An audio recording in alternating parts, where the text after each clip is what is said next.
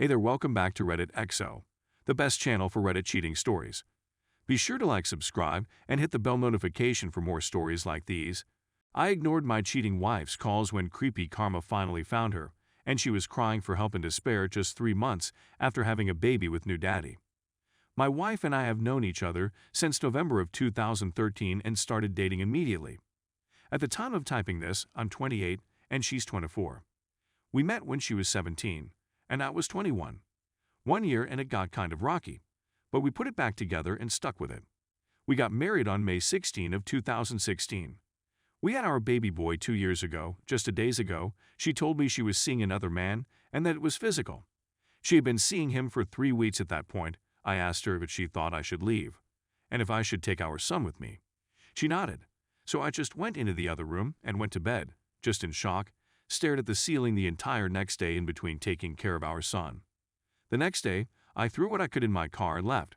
I want to clarify that I have a terrible drinking problem, and it has consumed me. And now that it has ruined my life, I can't let it ruin my son's life. I'll be going to meetings immediately.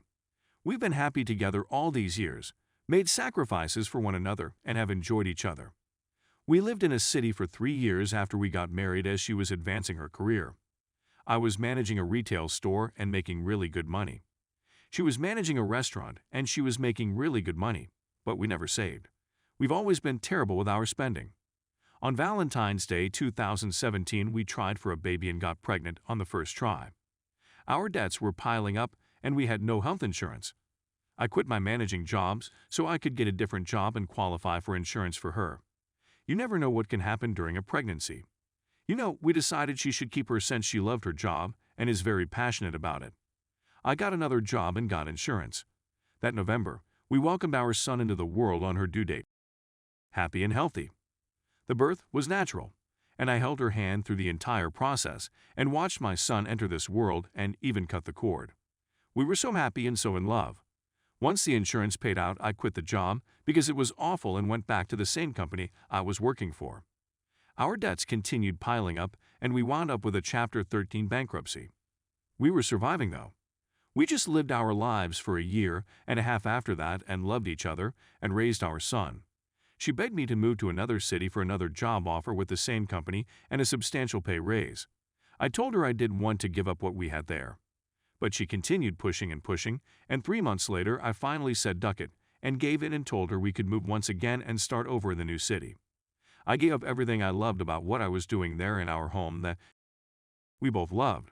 We had so much room there in a fenced yard for our son. We moved 5 months ago and I just wound up working for her for simplicity's sake since we were having such a hard time finding a good reliable daycare. There were days where we just worked opposite shifts just to make it work. I felt less of a man and fell into a deep depression, became cold and distant to her, and eventually we only had sex once a few weeks. I stopped taking the time to look her in the eyes, hugging her, kissing her, touching her. We became almost like roommates with a kid. We never talked about it though. She ignored me too. But I know she could see the sadness in my eyes. But she just seemed so happy with what she was doing. And I couldn't just walk away from that or tell her we needed to go somewhere else. Our apartment was abysmally small, like tiny. We had nowhere to enjoy each other's company like we used to, nowhere for our son just to play and run and laugh. So cramped, I should have done something, gone to a counselor, tried to find a job I loved, but I just rotted. They're drowning myself in the bottle every day. I did all the housework, the laundry, dishes, meals, and taking care of our son. I was a drone just grinding through the days. She said she felt dead inside when she told me my D-Day. She felt nothing and just had to go and feel again. I died a little inside that day. I completely shut her out and walked away. It took me a couple of days to wake up, but I fought for her, offer forgiveness, offered to try to find religion with her as an atheist, and she's a Lutheran, told her I'd do anything to keep her in my life, to get help for my drinking as I should have years ago. I just wish she would have given me an ultimatum before having an affair. She's already walked away though. My heart and soul are so broken right now, and I'm having a hard time holding it together. And I just want to drink. So fucking bad, but I can't. I have to do this for my son. I've got a job, a place to live, and I've got my son. I told her I could forgive her, and we could rebuild our lives together. I could give up the bottle, focus on us. I've made so many mistakes. I gave her the same ultimatum she should have given to me a month ago, 2 days ago, and she chose him. I've been asleep for so long, and I woke up this week. It's been hell. I can't stop throwing up. I've been having random panic attacks and breakdowns. I was thinking about editing all the screenshots, removing names and places, and just sharing them with you all. In those messages, I tried to win her back. She even had the gall to post on Facebook that she was in a relationship after I changed mine to separate. I'm over here reaching out to her and trying so hard, and she's already moved on. It's like she's not the same person anymore. I sent her my closing statement from our relationship today. Going forward, we will only talk about money and our son until the divorce. She's going to continue to pay on the bankruptcy and assist me financially as if we default on that or restructure. It would make life hard for all of us, including our son. I'm going to share my closing statement now. One more thing. I'm sorry, I fell into such a dark place once we moved to a new town. I just wasn't happy there. I was severely depressed. I didn't focus on your needs, physical or emotional. I became even more consumed in the bottle than I ever have. I hid those feelings from you because I wanted to give you the world. I gave up the happiness of having a real home and a real job in our new town. I did that for you. I should have gone to counseling. We both should have, especially after your sister's passing. I wasn't there for you through that. I lost my passion to truly live in life through you. I cannot change the things I've done or the choices I've made, but I'm truly happy you found a spark of joy in your life. And that will keep me going, along with the joy I find through being with our son every day. I've even already considered attempting to find another woman to love, but I can't do that. It won't be love. It will be empty, won't help anything, and it's wrong, and it's not fair to our son. I've hung all of our pictures here to remind me of the love we had when we truly loved each other, and I'll keep moving forward to make sure our son is loved, happy, and healthy. I'm going to find a counselor soon and just talk to someone. But I also want you to never forget there is no justifying the choices you made either. And you can hate me for that. And that's okay too. I want you to always remember that you gave up on us and your son. We did make a vow and you broke that vow. I'm dropping it now. Have a good life. Update. Well, it's been 5 months since everything happened, and I can finally say I'm back to my old self. My drinking at this point is almost non-existent. I landed a job as an IT technician back in January and worked Monday through Friday, August 5. Perfect for daycare while being a full-time dad. So happy to finally leave my retail career behind. I did lose it for a while there in December, having my whole world turned upside down, the anxiety and constant feeling of dread. I drowned myself in liquor. I almost stopped eating entirely and lost 40 pounds, sleeping only for a few hours a day. I'm 5 feet 11 inches. I was 180 and dipped all the way down to 140, currently at 155, eating normally again. It really hit the fan about a month ago.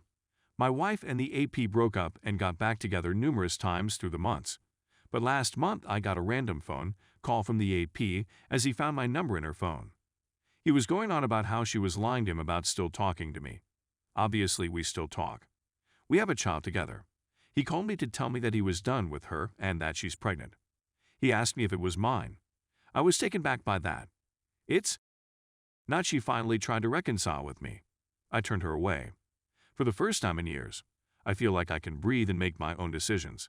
It was my wake-up call to finally get the ball rolling and hire a lawyer.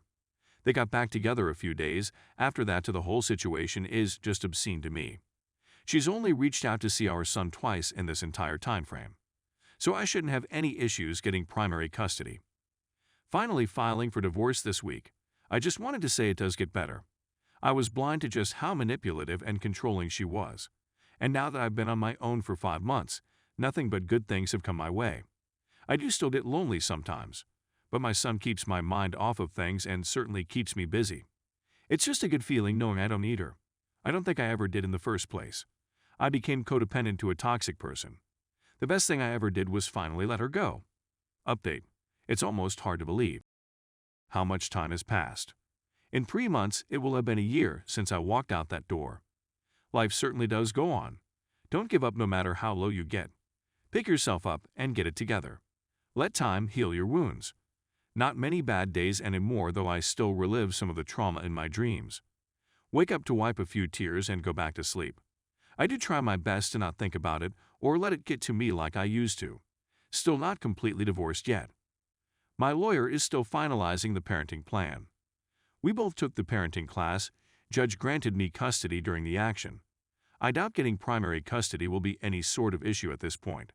She pays me child support, and I pay her my contribution to our Chapter 13. She has bi-weekly weekend visitation.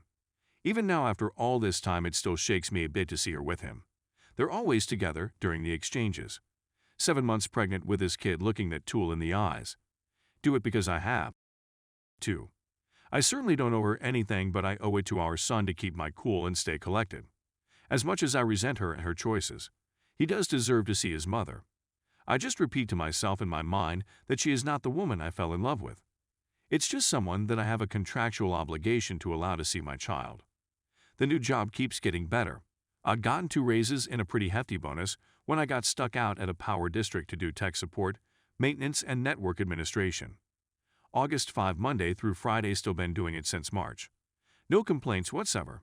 I'd also like to note that I had to take a step back and realize I had no stress in my life anymore. Like whatsoever. I can breathe now. I managed to quit smoking over a month ago. Just cold turkey, not looking back, I realized I didn't need it anymore. I still do enjoy a glass of whiskey at the end of the night though.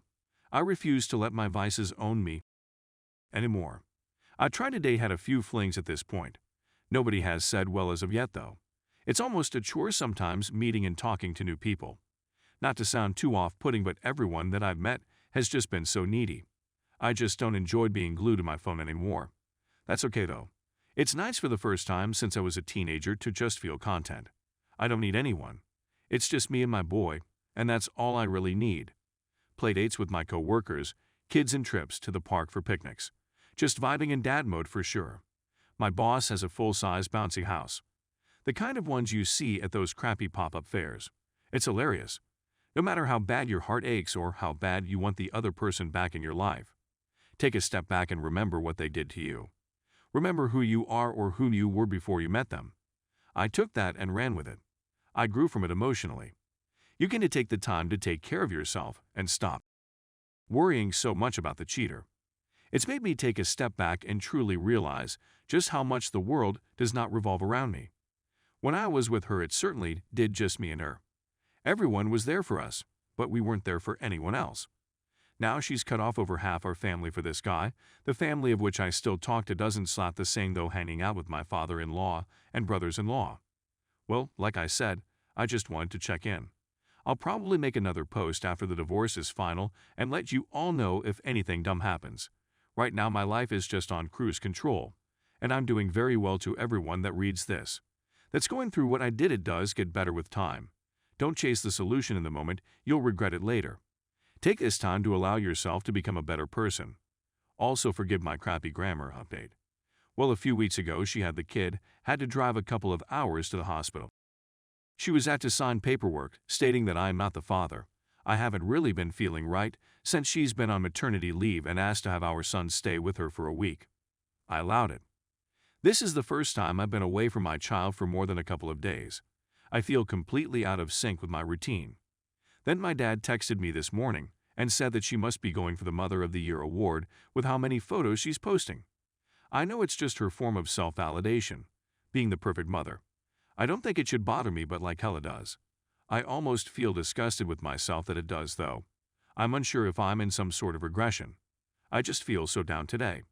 I want to crawl into a hole, etc. I just have to get the DNA test done to show the court that it's not my kid and it'll be over. My lawyer is collaborating with her to get it scheduled. It's almost been a year, 20 days until my 1-year anniversary of D-Day. It's getting to the point where I won't keep replaying it all in my head at night staring at the ceiling. I don't know. I'm doing good, but I just feel numb. I feel I could ramble about it more. I just wanted to talk about it. Thank you all. Update. Well, guys, it finally happened. She was offended by him and he was arrested. She's tried calling me multiple times, and I just ignored the calls. Told her to either text me or email me. I have the police report in front of me. He was arrested last week for trying to slap her hard, domestic offense, 3rd degree, and child misuse.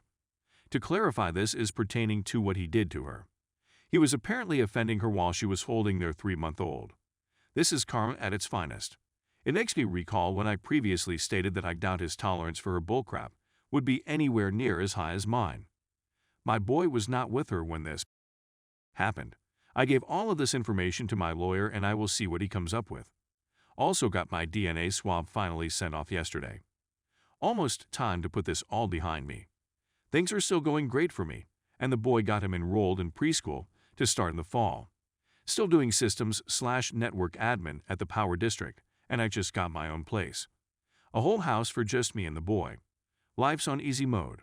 We've been working hard locking down potty training, and the little guy is really getting the hang of it. Still haven't met anyone worth investing my time in. More or less just putting that on the back burner for now. I have no desire to be with anyone and I'm enjoying my nice, quiet, easy life. I'm almost divorced. Nowhere to go but up.